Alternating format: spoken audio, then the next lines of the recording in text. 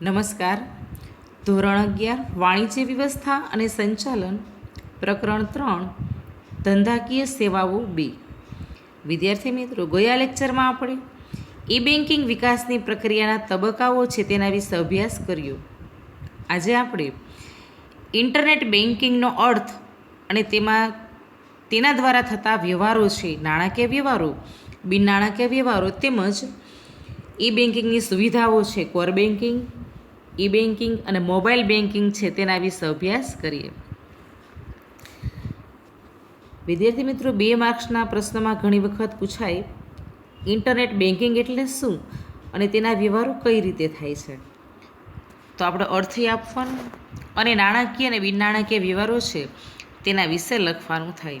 અને ઘણી વખત ટૂંકનોંધના સ્વરૂપમાં પણ સમજાવો એવો પ્રશ્ન હોય કોર બેન્કિંગ વિશે, મોબાઈલ બેન્કિંગ વિશે અને ઈ બેન્કિંગ વિશે. તો વિદ્યાર્થી મિત્રો, આપણે અહીંયા કહીએ કે ઇન્ટરનેટ દ્વારા બેંકના વ્યવહારો થાય તેને ઇન્ટરનેટ બેન્કિંગ કહેવામાં આવે. આ વ્યવસ્થાના હેતુથી બેન્કોએ ઈ કોર્નર કે ઈ ગેલેરી જેવી વ્યવસ્થા છે એની શરૂઆત કરેલી છે. ઇન્ટરનેટ બેન્કિંગના વ્યવહારોમાં બેંક ગ્રાહકોને યુનિક કોડ એટલે કે પાસવર્ડ આપે છે. આ પ્રકારના વ્યવહારો 2 રીતે થાય: નાણાકીય વ્યવહારો અને બિન નાણાકીય વ્યવહારો. વિદ્યાર્થી મિત્રો, નાણાકીય વ્યવહારોની વાત કરીએ તો આ નાણાકીય વ્યવહારો છે તેમાં નાણાંની ચૂકવણી છે એ કરવામાં આવતી હોય છે. આ પ્રકારના વ્યવહારમાં બેંકનો ખાતેદાર એ પોતાના ખાતામાંથી અન્ય બેંકના ખાતેદારના ખાતામાં છે નાણાં જમા કરાવે. દાખલા તરીકે ખાતેદારે આવકવેરો ભરવો હોય, વીજળીનું બિલ ભરવું હોય, ટેલિફોનનું બિલ ભરવું હોય કે અન્ય કોઈ પ્રકારની ચૂકવણી કરવાની હોય તો આ રીતે એ નાણાકીય વ્યવહારો છે એમાં કરી શકે. ત્યાર પછી બેંકના બિન નાણાકીય વ્યવહારોની વાત કરીએ તો આ પ્રકારના વ્યવહારોમાં કોઈ નાણાકીય ચૂકવણી કરવામાં આવતી નથી.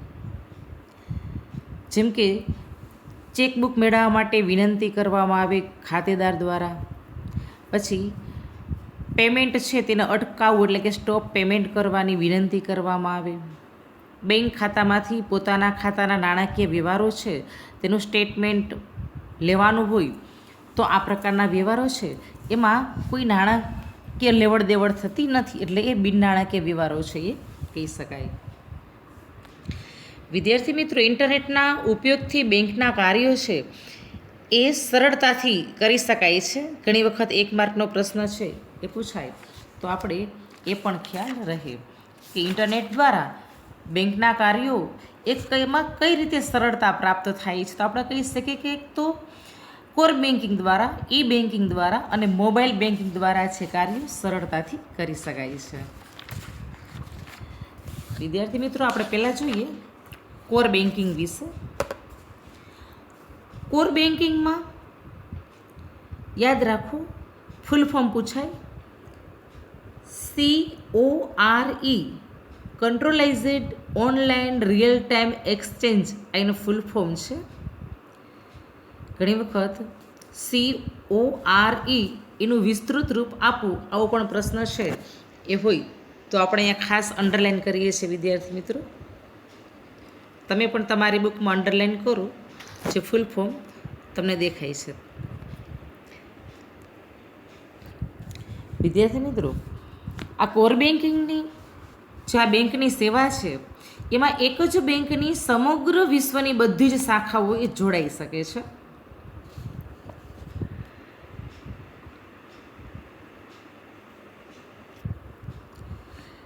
બેંકના કેન્દ્રીયકૃત સર્વરમાં તે બેંકની બધી જ શાખાઓના બધા જ ખાતેદારોની માહિતી સંગ્રહ કરેલી હોય છે. બેંકનો કોઈ પણ ખાતેદાર બેંક સાથે જે વ્યવહાર કરે તેની માહિતી રિયલ ટાઈમમાં એટલે કે ત્યારે જ આ કેન્દ્રીકૃત સર્વરમાં નોંધાઈ જાય છે, જે આ બેંકની બધી શાખાઓમાંથી જોઈ શકાય છે. બેંકની કોઈ પણ શાખામાં ખાતું ધરાવનાર એ બેંકનો ગ્રાહક છે એ તેના ખાતાના વ્યવહારો આ બેંકની કોઈ પણ શાખામાંથી કરી શકે.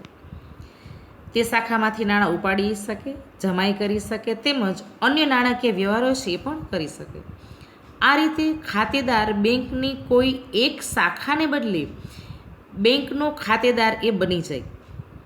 આ પ્રક્રિયા દ્વારા બેંક અને ગ્રાહકના કાર્યો એનો સમય અને ખર્ચ છે એ બંનેનો ઓછો થઈ જાય. વિદ્યાર્થી મિત્રો, એક સરસ વિધાન નોંધવા જેવું છે. 2 માર્ક્સ માટે એક વિધાન પૂછાય. ખાતેદાર જે તે બેંકની શાખાનો નહીં પરંતુ બેંકનો ખાતેદાર છે સમજાવવું. આવું જ્યારે વિધાન આવે ત્યારે આપણે કહી શકીએ કે આ વિધાન કોર બેન્કિંગના સંદર્ભમાં સાચું છે. કોર બેન્કિંગની વ્યવસ્થામાં કોઈ એક બેંકની સમગ્ર વિશ્વમાં રહેલી તમામ શાખાઓ જોડાઈ શકે અને બેંકના કેન્દ્રીયકૃત સર્વરમાં તે બેંકની બધી જ શાખાઓના તમામ ખાતેદારોની માહિતી તેમાં હોય છે. બેંકનો કોઈ પણ ખાતેદાર બેંક સાથે જે વ્યવહાર કરે તેની માહિતી સમયસર રિયલ ટાઈમમાં એટલે કે ત્યારે કેન્દ્રીયકૃત સર્વરમાં નોંધાઈ જાય છે, જે બેંકની તમામ શાખાઓમાંથી જોઈ શકાય. બેંકની કોઈ પણ શાખાનો ખાતેદાર તેના ખાતામાં થયેલા વ્યવહારની જાણકારી બેંકને કોઈ પણ શાખામાંથી મેળવી શકે છે. તે બેંકની કોઈ પણ શાખામાં નાણાં જમાઈ કરાવી શકે, નાણાંનો ઉપાડે કરી શકે, તેમજ અન્ય નાણાકીય વ્યવહારો પણ કરી શકે છે. આ રીતે કોર બેન્કિંગમાં ખાતેદાર કહી શકાય કે જે તે બેંકની શાખાનો ખાતેદાર નથી પરંતુ બેંકનો ખાતેદાર બની જાય છે. તો વિદ્યાર્થી મિત્રો, એક વિધાન 2 માર્ક માટેનું અહીંયા સરસ આપણે સમજાવી શકીએ. ત્યાર પછી આપણે જોઈએ ઈ બેન્કિંગ. ઈ બેન્કિંગ એટલે ઇલેક્ટ્રોનિક બેન્કિંગ, જેમાં બેંકના વ્યવહારો એ ભૌતિક સ્વરૂપને બદલે ઇલેક્ટ્રોનિક સ્વરૂપમાં થાય છે. અત્યારના સમયમાં બધી જ બેન્કો અને તેની શાખાઓ ઇન્ટરનેટના માધ્યમ દ્વારા એક સર્વર સાથે સંકળાયેલી હોય છે. આ વ્યવસ્થા દ્વારા કોઈ પણ વ્યક્તિનું ખાતું કોઈ પણ શહેરની શાખામાં હોય અને તે વ્યક્તિ અન્ય જગ્યાએથી કે અન્ય કોઈ પણ શાખામાંથી નાણાંનો ઉપાડ કરવા કે નાણાં બેંકમાં ભરવા ઈચ્છે તો એમ કરી શકે છે. હાલમાં બેંકોએ વિવિધ સ્થળોએ તેમના ઈ કોર્નર મૂક્યા છે, જેમાં મૂકેલ મશીન એની મદદથી એટીએમ કાર્ડ દ્વારા ખાતેદાર છે પોતાના ખાતામાંથી નાણાં ઉપાડી શકે અને જમા પણ કરી શકે, તેમજ ખાતાનું બેલેન્સ છે એ જાણવું હોય તો એ જાણી શકે.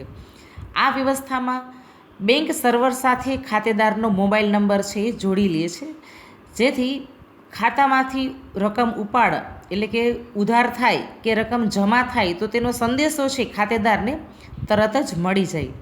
આ વ્યવસ્થાને કારણે ખાતેદારનું કાર્ય છે એ સરળ અને ઝડપી બની શકે છે. વિદ્યાર્થી મિત્રો, એટીએમ કાર્ડથી તમે વાકેફ હશો જ અને ફૂલ ફોર્મ છે એ પણ પૂછાય, જે આપણે આગળ સમજી ગયા છે. ઇલેક્ટ્રોનિક્સ બેન્કિંગનો આપણે ઉપયોગ કરતા જોઈએ છે. આ વાત થઈ ઈ બેન્કિંગની. ત્યાર પછી આપણે જોઈએ મોબાઈલ બેન્કિંગ. વિદ્યાર્થી મિત્રો, આ મોબાઈલ બેન્કિંગ એમ બેન્કિંગ તરીકે પણ ઓળખીએ છીએ ને. આ પ્રકારની બેંકની સેવા છે એના માટે બેંકમાં વ્યક્તિગત રીતે ગયા વગર કોઈ પણ બેંકમાં ઇલેક્ટ્રોનિક સાધનોની મદદથી વિશ્વના કોઈ પણ છેડેથી નાણાકીય વ્યવહાર એ કરી શકાય છે. આ માટે ઇન્ટરનેટનું જોડાણ ધરાવતા મોબાઈલની જરૂર પડે અને તેના દ્વારા નાણાકીય વ્યવહાર છે શક્ય બને. સાદા મોબાઈલ માટે આ બાબત શક્ય નથી. નેટ કનેક્ટવાળો મોબાઈલ હોય તો આપણે મોબાઈલ બેન્કિંગની સેવા છે લઈ શકીએ. દાખલા તરીકે કોઈ ગ્રાહકને ખાતામાં જમા રકમ કે બેંક બેલેન્સની જાણકારી રાખવાની જરૂર પડતી હોય તો એનો પણ અહીંયા ઉપયોગ કરી શકીએ. પછી કોઈ ગ્રાહક છે તેનું લાઇટ બિલ, ટેલિફોન બિલ, ગેસનું બિલ, કરવેરો તેમજ અન્ય કોઈ પણ પ્રકારના નાણાકીય ખર્ચ ચૂકવવાની વાત હોય તો પણ મોબાઈલ બેન્કિંગ દ્વારા એક ખાતેદાર છે કરી શકે. આ સેવાની મદદથી એક ખાતામાંથી બીજા ખાતામાં નાણાંની હેરફેર પણ કરી શકાય છે. આ પ્રકારની સેવા પ્રાપ્ત કરવા બેંકને અરજી કરવી પડે છે. બેંક મોબાઈલ બેન્કિંગ માટે લોગિન આઈડી અને પાસવર્ડ આપે છે. મોબાઈલ બેન્કિંગની સેવા માટે સલામતી રાખવી એ ખૂબ જ જરૂરી ગણાય. વિદ્યાર્થી મિત્રો, અત્યારે ઘણા બધા એવા બનાવો બને છે કે જેમાં બેંકના ખાતામાંથી રકમો છે એ ઉપડી જતી હોઈએ છે. તો આ બાબત અહીંયા મોબાઈલ બેન્કિંગની સેવા લેતી વખતે ખાસ કરીને પાસવર્ડ છે એનું ખાસ ધ્યાન રાખવું જોઈએ. જેથી કરીને નાણાકીય કોઈ ઉચાપતો છે એને આપણે છેતરપિંડીનો ભોગ બની શકીએ નહીં. તો વિદ્યાર્થી મિત્રો, અહીં આપણે કોર બેન્કિંગ, ઈ બેન્કિંગ અને મોબાઈલ બેન્કિંગ છે તેના વિશે અભ્યાસ કર્યો. હવે આ ચેપ્ટરનો છેલ્લો ટોપિક બેન્કિંગ સંબંધી સેવાઓ છે. તેમાં એટીએમ, ક્રેડિટ કાર્ડ અને ડેબિટ કાર્ડ છે તેના વિશે જ અભ્યાસ કરવાનો બાકી છે, જેવાના પછીના લેક્ચરમાં આપણે લેશું. ધન્યવાદ.